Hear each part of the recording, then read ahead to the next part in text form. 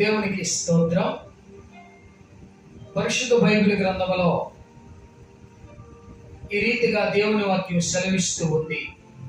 యెషయా 38వ అధ్యాయము 3వ వచనములో హిజ్కియా కన్నీళ్లు విడుచుచు దేవునికి ప్రార్థన చేశాడు. కన్నీటి ప్రార్థనకు ఉన్నటువంటి విలువ, ప్రాముఖ్యత ఏమిటో మనము ఇప్పుడు తెలుసుకుందాం.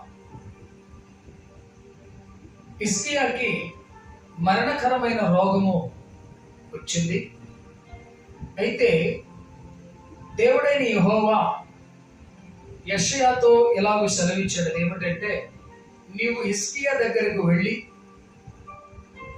అతడు మరణమగుచున్నాడు, అతడు బ్రతుకుడు గనుక అతని ఇల్లును చక్కబెట్టుకోనమని చెప్పమని యెహోవా యెషయాకు చెప్తే, యెషయా ప్రవక్త హిజ్కియా రాజు దగ్గరకు వచ్చి హిజ్కియా రాజుతో చెబుతున్నటువంటి మాట, నీవు మరణమగుచున్నావు, నీవిక బ్రతుకువు, నీ ఇల్లు చక్కబెట్టుకో అని చెప్పి యెషయా తిరిగి వెళ్ళిపోతున్న ఆ సందర్భంలో హిజ్కియా రాజయ్యుండి కూడా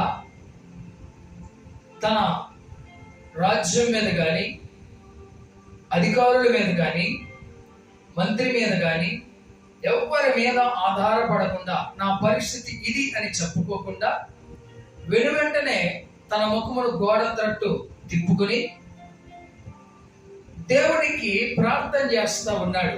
యెహోవా, యథార్థ హృదయముతో నీ సన్నిధిలో నేను ఎట్లు నడుచుకుంటున్నానో, నీ దృష్టికి అనుకూలముగా సమస్తమును నేను ఎట్లు జరిగించుతునో కృపతో నన్ను జ్ఞాపకము చేసుకో అని దేవునికి కన్నీళ్లు విడుచుచు ప్రార్థించగా, ఏ యెషయా ప్రవక్త అయితే హిజ్కియా దగ్గరకు వచ్చి నీవు మరణమగుచున్నావు, నీవు బ్రతుకువు, నీ ఇల్లు చక్కబెట్టుకోమని చెప్పాడో, అదే ప్రవక్తతో దేవుడు సెలవిస్తున్నాడు, నేను హిజ్కియా కన్నీళ్లు విడుచుట చూచితిని, అతని ప్రార్థన నేను అంగీకరించి ఉన్నాను. నీవు తిరిగి వెళ్ళి, ఇదిగో హిజ్కియాకి నేను 15 సంవత్సరములు ఆయుష్ను ఇచ్చానని చెప్పు.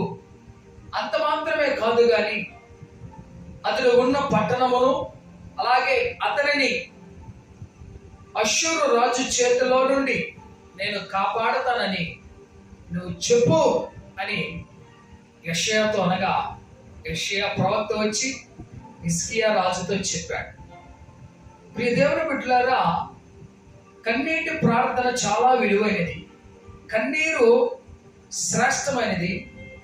దేవుడు నీకు ఇచ్చిన కన్నీరును వ్యర్థముగా నీవు నీ కన్నుల నుండి విడవకుండా ప్రభు సన్నిధిలో ఆయనకు నువ్వు మొరపెట్టినట్లయితే, హిజ్కియాకు ఉన్నటువంటి ఆ పరిస్థితిని గురించి అతడు మొరపెట్టుకొనగా దేవుడు విడుదలను గ్రహించాడు.